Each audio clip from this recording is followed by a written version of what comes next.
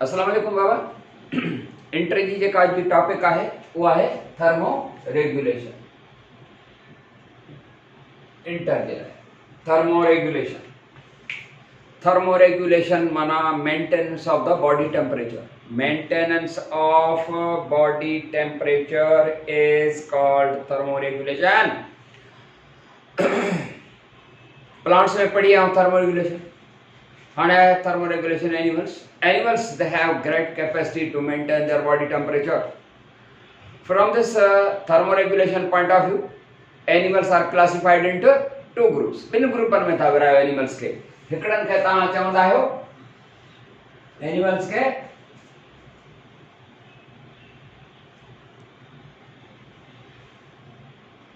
cold blooded animals ऐं ॿिया हूंदा आहिनि वॉर्म ब्लडेड एनिमल्स. हिकिड़ा सर्द खून वारा आहिनि, ॿिया गरम खून वारा आहिनि. जेके कोल्ड ब्लडेड या सर्द खून वारा एनिमल्स जेका हूंदा आहिनि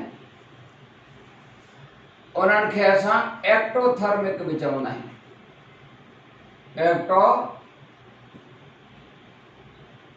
थर्मिक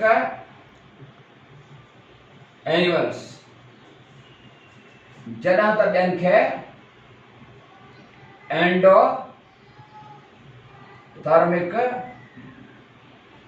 एनिमल्स चवंदासीं. या हिननि खे असां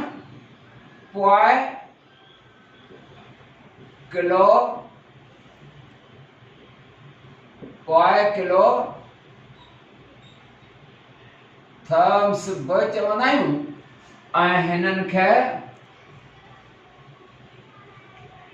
होम्योथर्म्स बि चवंदा आहिनि. अचो त सम्झो. बाबरा हिकिड़ा हूंदा आहिनि कोल्ड ब्लडेड एनिमल्स ऐं ॿिया हूंदा आहिनि warm blooded. Cold blooded animals कहिड़ा हूंदा आहिनि? सर्द खून वारा. जीअं सपोज फिशिस. जेका एग्जाम्पल हिन जा फिशिस, amphibians and reptiles. ये कोल्ड ब्लडेड एनिमल्स हैं. जॾहिं त हिन जो एग्जाम्पल आहे बर्ड्स एंड मैमल्स. ये आहिनि वार्म ब्लडेड एनिमल्स, गरम खून वारा. ही आहिनि सर्द खून वारा. असां हिननि खे कोल्ड ब्लडेड छो चवंदा आहियूं? एम्फीबियंस खे, रेप्टाइल्स खे, and the fishes. Why they are called cold blooded animals? They are cold blooded animals so called because their body temperature that remains unconstant. That meaning changes with the change of environmental temperature. Environmental temperature जेको हूंदो आहे उहो change थींदो रहंदो आहे. जीअं त हिन जे बॉडी जो टेम्परेचर बि चेंज थींदो आहे, कॉन्स्टेंट न आहे. हिन जो बॉडी टेम्परेचर जेको हूंदो आहे उहो अनकॉन्स्टेंट आहे. माना कॉन्स्टेंट न आहे, साॻियो न आहे, चेंज थींदो आहे with the change of environmental temperature. Blooded जेके हूंदा आहिनि हिननि जो कोल्ड माना बॉडी जो टेम्परेचर जीअं सियारो ईंदो आहे तीअं बॉडी जो टेम्परेचर बि घटि थी वेंदो.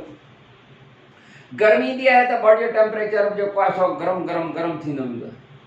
इन जो मतिलबु थियो त सियारे में हिन जी डेथ थी सघे थी, ऊन्हारे में बि थी सघे थी. यस, इन जे करे ही वारा जेके आहिनि सियारे में बि लिकी वेंदा आहिनि ऐं ऊन्हारे में बि लिकी वेंदा आहिनि. सियारे में लिकी वेंदा आहिनि उनखे स्लीप खे सरबो आहे विंटर स्लीप. उनखे सरबो आहे हाइबरनेशन. माना ही वारा जानवर जेका हूंदा आहिनि न उहे हाइबरनेशन कंदा आहिनि ऐं गर्मीअ में लिकी वेंदा आहिनि. उनखे एस्टिवेशन चइबो आहे. Aestivation. That meaning this group is the cold blooded. They undergo hibernation in winter and they undergo estivation in summer.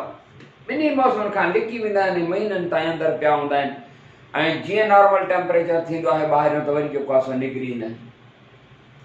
हिननि खे कोल्ड ब्लडेड चइबो आहे, एक्टोथर्मिक बि चइबो आहे। एक्टो माना ॿाहिरियों, थर्मो माना हीट, माना ॿाहिरि इन्वायरमेंटल टेम्परेचर ते डिपेंड कंदा आहिनि। जॾहिं त ही ग्रुप जंहिंमें बर्ड्स एंड द मैमल्स अचनि उन्हनि खे असां वार्म ब्लडेड एनिमल चवंदा आहियूं, माना गरम खून वारा, भली सर्दी केतिरी बि अची वञे, इवन 0 डिग्री सेंटीग्रेड एनवायरमेंट जो थी वञे, माइनस बि थी वञे, तॾहिं बि हिननि जो बॉडी जो टेम्परेचर जेको हूंदो आहे उहो साॻियो रहंदो आहे, मेंटेन रहंदो आहे। तंहिंजे करे असां हिनखे होमोथर्म्स चवंदा आहियूं। होमो माना सेम, थर्मो माना हीट, माना temperature of the body that remain same, माना नो changes with the change of environmental temperature।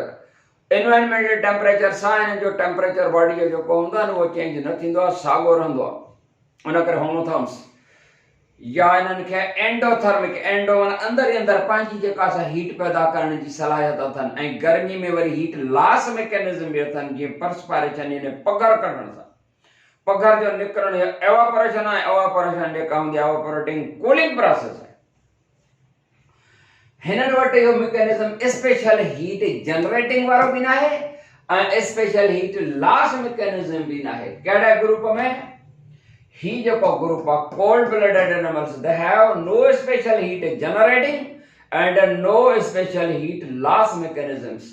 On the other hand, this group the warm blooded और एंडोथर्म्स या homotherms, they have a special heat generating mechanism in winter and a special heat loss mechanisms in summer। तो मुझे ख्याल में तव्हांखे इहो फ़र्क़ु थोरो थोरो अची वियो। हाणे हिन जो मतिलबु इहो न थींदो त हिननि वटि हीट जनरेटिंग मैकेनिज़म न आहे। हिननि वटि हीट जनरेटिंग मैकेनिज़म कीअं न हूंदो? हीट जनरेटिंग मैकेनिज़म आहे ऐं बिल्कुलु आहे हीट जनरेटिंग मैकेनिज़म। जीअं हीट जनरेटिंग मैकेनिज़म हिननि वटि जेको आहे उहो कहिड़ो आहे ऐं कीअं आहे? सियारे जे टाइम ते हिननि वटि स्पेशल आहे, हिननि वटि न आहे।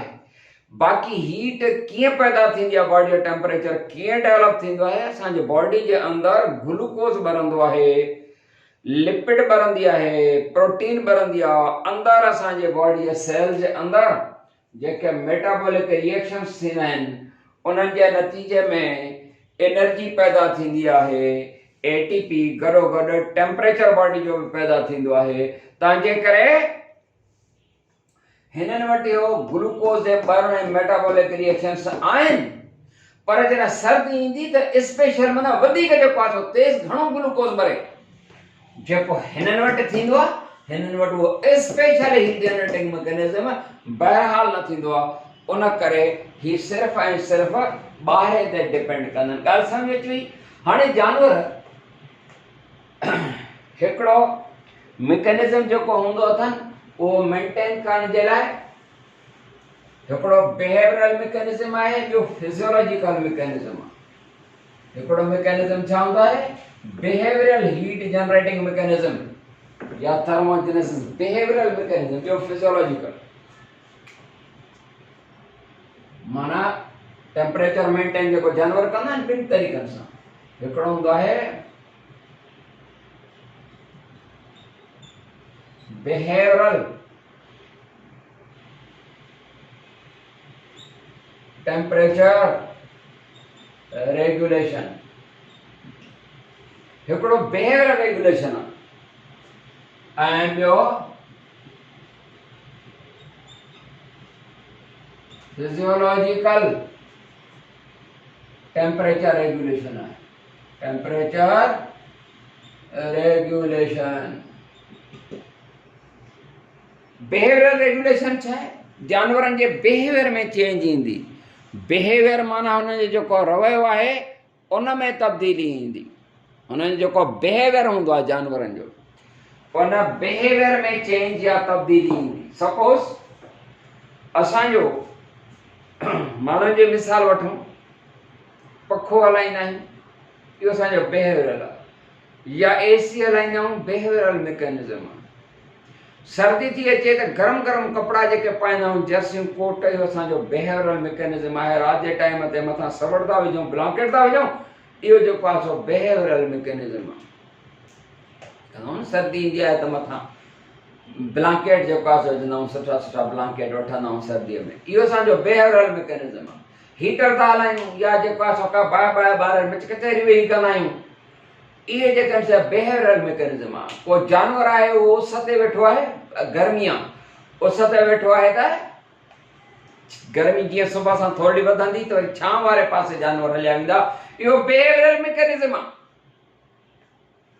ऐं जेकॾहिं सपोज़ सियारो आहे ऐं सर्दी आहे, अंदरि छांव वारी जाइ ते, त उस ते अची ॿाहिरि वेहंदा आहिनि जानवर, ऐं तव्हां असां वेहंदा आहियूं।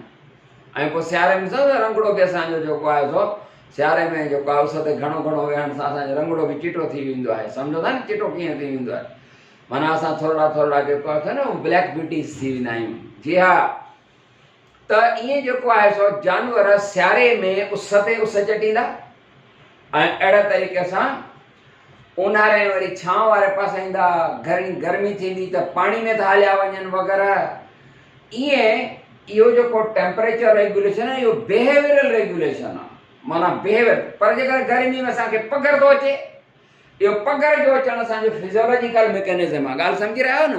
इहो आहे असांजो फिजियोलॉजिकल मैकेनिज़म। फिजियोलॉजिकल हिकिड़ो थियो फिजियोलॉजिकल मैकेनिज़म ऐं ॿियो आहे बिहेवियरल मैकेनिज़म। असांखे सियारे में जेका ॾकणी कपकपाहट थड़कणी ॾंद पिया खड़कंदा आहिनि, कॾहिं खड़किया हूंदव, हा न, मुंहिंजा त खड़कंदा आहिनि छो त मूंखे आहिनि, ठीकु आहे, ऐं जंहिंखे न हूंदा आहिनि खड़कंदा ई कोन। ख़ैर त बाबड़ा इहा जेका कपकपाहट ऐं थड़कणी आहे न, इन सां बि हीट जनरेट थींदी आहे। अंदरि हिकिड़ो फिजियोलॉजिकल मैकेनिज़म आहे। अंदरि ग्लूकोज़ जो ॿरण वारो महिल हार्मोन पैदा थींदो आहे हिकिड़ो, जेको असांखे ॾकणी थड़कणी कराईंदो आहे। ऐं अंदरि अंदरि जीअं सीउ ईंदो, सियारो ईंदो त ग्लूकोज़ ॿरण वारो अमल जेको आहे तेज़ थी वेंदो आहे, छो त असांजे थायराइड ग्लैंड मां हार्मोन पैदा थींदो आहे थायरॉक्सिन। उहो ग्लूकोज़ खे वधीक ॿरण में मदद कंदो आहे, माना जेको ग्लूकोज़ जो ॿरण वारो अमल आहे उहो तेज़ तेज़ जेको आहे थींदो आहे। उनजे करे ॾिसंदा त सियारे में असांखे ग्लूकोज़ जी माना शुगर जी जेका आहे न घणी ज़रूरत पवंदी आहे। उन करे सियारे में तव्हां वधीक मिठी मिठियूं शयूं खाईंदा आहियो, बुसरियूं खाईंदा आहियो, ऐं जेको आहे सो तव्हां मिठा चांवर खाईंदा आहियो, माना जेको आहे सो तारी ॿाहिरि चाढ़ींदा आहियो वग़ैरह जेको आहे।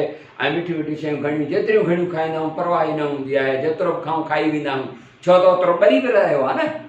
ऊन्हारे में थोरो बि खाईंदा आहियूं त पिया सहकंदा आहियूं। उन करे सियारे में ग्लूकोज़ वधीक मेटाबोलाइज़ थींदो आहे, तंहिंजे करे असां केतिरियूं केतिरियूं बि शयूं खाई वेंदा आहियूं, तॾहिं बि असांखे का तकलीफ़ न हूंदी आहे, छो त उहो इस्तेमालु बि थींदो थो पियो वञे। बहरहाल सियारे जे टाइम ते ग्लूकोज़ वधीक ॿरंदो। सॼो मैकेनिज़म वरी नेक्स्ट टॉपिक में जेको आहे मां तव्हांखे सम्झाईंदुसि। सॼो फिजियोलॉजिकल मैकेनिज़म छा आहे, मक़सदु हुयो त हिकिड़ो फिजियोलॉजिकल रेगुलेशन आहे, ॿियो न बिहेवियरल रेगुलेशन आहे। ऐं इन खे ख़तमु कंदे वरी इनशाला जेको आहे सो इन ई टॉपिक खे असां जेको आहे सो नेक्स्ट टाइम ते अॻिते खणंदासीं। तेसीं ताईं यामीन ख़ान खे इजाज़त, ऐं बस टाइम न बचो आहे, वरी इंशाअल्लाह वेंदुसि। अस्सलाम वालेकुम।